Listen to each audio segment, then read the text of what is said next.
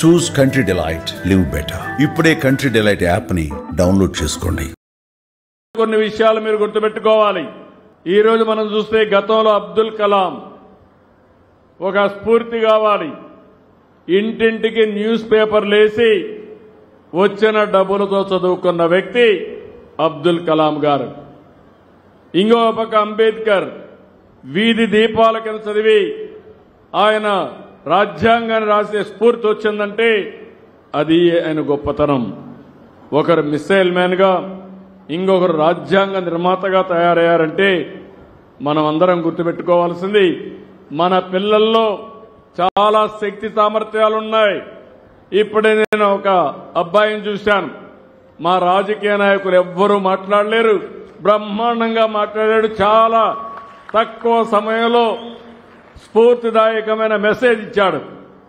అలాంటి శక్తి సామర్థ్యాలు మన వాళ్ళకందరికీ ఉన్నాయి. ఈ విషయం మనం గుర్తుపెట్టుకోవాల్సిన అవసరం ఉంది. ఈరోజు మీరు ఒకసారి చూస్తే నేనే ముఖ్యమంత్రిగా ఉన్నప్పుడు 12 సార్లు డిఎస్సీలు పెట్టాను. 1-2 సార్లు కాదు, 12 సార్లు డిఎస్సీలు పెట్టాం.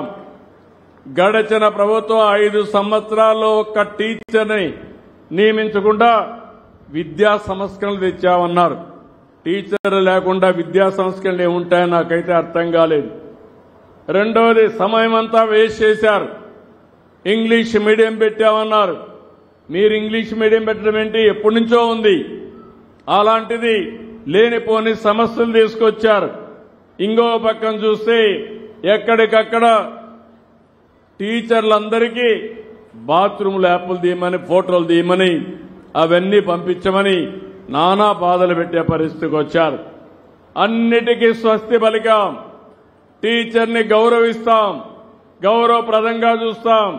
మొన్నే మీరు చూస్తే మంత్రి గారి ఆధ్వర్యంలో చాలా స్పష్టంగా ఒక రిఫార్మ్ కూడా తీసుకొచ్చి ఆ రిఫార్మ్ వల్ల ఎవరెవరిని ఏ విధంగా కౌన్సిలింగ్ చేయాలో సిస్టమేటిక్ గా చేసి ఎక్కడా డిస్ప్యూట్ లేకుండా మెరిట్ ప్రకారం ట్రాన్స్ఫర్లు చేసిన పార్టీ ఎన్డీఏ, మంత్రి లోకేష్ గారు అని చెప్పి కూడా నేను మీకు తెలియజేస్తున్నా.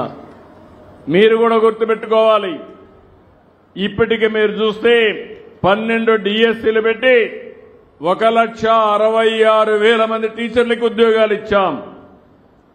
ఇంకో పక్క మొన్ననే ఇంకొక డిఎస్సీ 16,347 మందికి నోటిఫికేషన్ ఇచ్చాం. మొదటి సంతకం చేశాను. రేపు ఆగస్టు లోపల అందరినీ మళ్లీ స్కూలుకు పంపించే బాధ్యత మినిస్టర్ గారిదని చెప్పి మరొక్కసారి గుర్తు చేస్తున్నాను. అంతేకాదు, ఒకప్పుడు టీచర్లు చూస్తే జిల్లా పరిషత్ చైర్మన్లు ఉండేవాళ్లు. టీచర్లు వాళ్లే ట్రాన్స్ఫర్ చేసేవాళ్లు. వాళ్లు తాగే సిగరెట్ పైన ఆర్డర్ వేసేవాళ్లు. ఆ అట్టపెట్టి ఉంటుంది సిగరెట్లు తాగేటప్పుడు, ఆ కవర్ తీసుకొని దిస్ టీచర్ ఈజ్ ట్రాన్స్ఫర్డ్ అంటే ఆయన అక్కడి నుంచి ఎక్కడికి పోవాలో పోవాలి. ఇవి కాపాడుకోవడానికి నిద్ర లేసి రాజకీయ నాయకుల ఇళ్లలో కాపలా కాసేవాళ్లు టీచర్లు.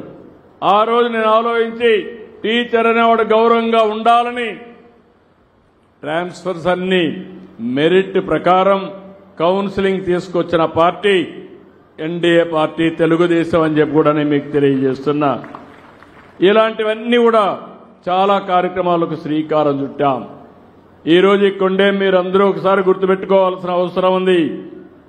ఈ రోజు ఇక్కడికి వచ్చినప్పుడు నేను ఇచ్చినటువంటి కార్యక్రమం దగ్గర 4 అంతకంటే ఎక్కువ మంది పిల్లలుండేవాళ్లు 28,912 మంది తల్లులున్నారు.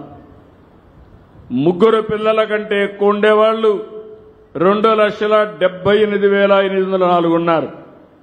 2 పిల్లలుండేవాళ్లు 17,63,073 మంది ఉన్నారు.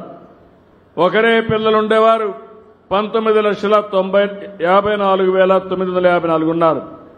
అంటే ఇప్పటికి ఇచ్చింది మీరు చూస్తే 40,25,743 తల్లులకి 64,29,354 మంది పిల్లలకి తల్లికి వందనం ఇచ్చిన ఘనత ఈ ఎన్డీఏ ప్రభుత్వాంది. ఇలాంటివి చేసినప్పుడు మనందరం కలిసి ఈరోజు డబ్బులు ఉన్నాయని కాదు, సమస్యలు లేవని కాదు, చాలా ఇబ్బందులున్నాయి. 5 సంవత్సరాల పరిపాలనలో 10 లక్షల కోట్ల రూపాయలు అప్పు చేశారు. ఇంకో పక్క వడ్డీ కట్టాలి, అప్పులు కట్టాలి. నేను చెప్పిన సూపర్ 6 నిలబెట్టుకోవాలి. ఎన్ని కష్టాలు వచ్చినా నేను చెప్పిన మాట నిలబెట్టుకుంటామని మరొకసారి మీ అందరికీ తెలియజేస్తున్నాను.